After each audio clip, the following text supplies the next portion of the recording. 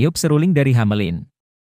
Pada tahun 1284, seorang pria aneh terlihat di Hamelin. Dia mengenakan rok dari kain warna-warni, itulah sebabnya dia disebut Bunting, dan berpura-pura menjadi penangkap tikus, dan berjanji untuk membersihkan kota dari semua tikus dan hama dengan sejumlah uang. Para warga setuju dengan dia dan memberikan upah tertentu.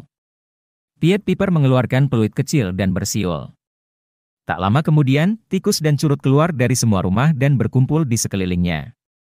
Ketika dia pikir tidak ada lagi yang tersisa, dia keluar, dan seluruh kelompok mengikutinya, dan dia membawa mereka ke Weser. Di sana dia mengibaskan pakaiannya dan melangkah ke dalam air, di mana semua hewan mengikutinya dan tenggelam dengan terburu-buru.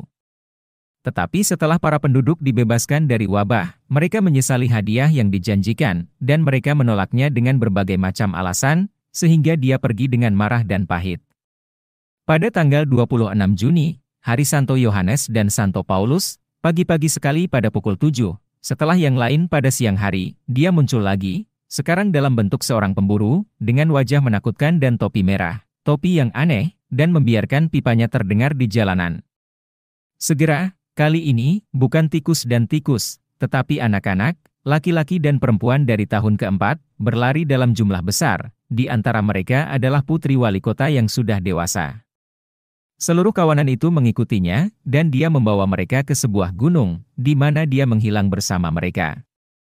Hal ini dilihat oleh seorang pengasuh yang mengikuti dari jauh dengan seorang anak dalam gendongannya, lalu berbalik dan membawa desas-desus itu ke kota. Para orang tua berbondong-bondong berlari ke semua pintu gerbang dan mencari anak-anak mereka dengan hati yang sedih. Para ibu mengangkat tangisan dan tangisan yang menyedihkan. Dari jam ke jam, para utusan dikirim melalui laut dan darat ke semua tempat untuk menanyakan apakah anak-anak itu atau bahkan beberapa di antara mereka telah terlihat, tetapi semuanya sia-sia. Sebanyak 130 orang hilang.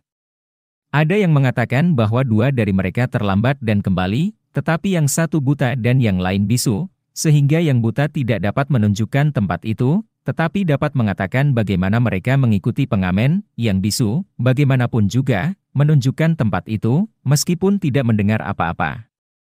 Seorang gadis kecil berlari dengan bajunya dan berbalik untuk mengambil roknya, yang dengannya ia lolos dari kemalangan, karena ketika ia kembali, yang lain telah menghilang di lubang bukit, yang masih terlihat.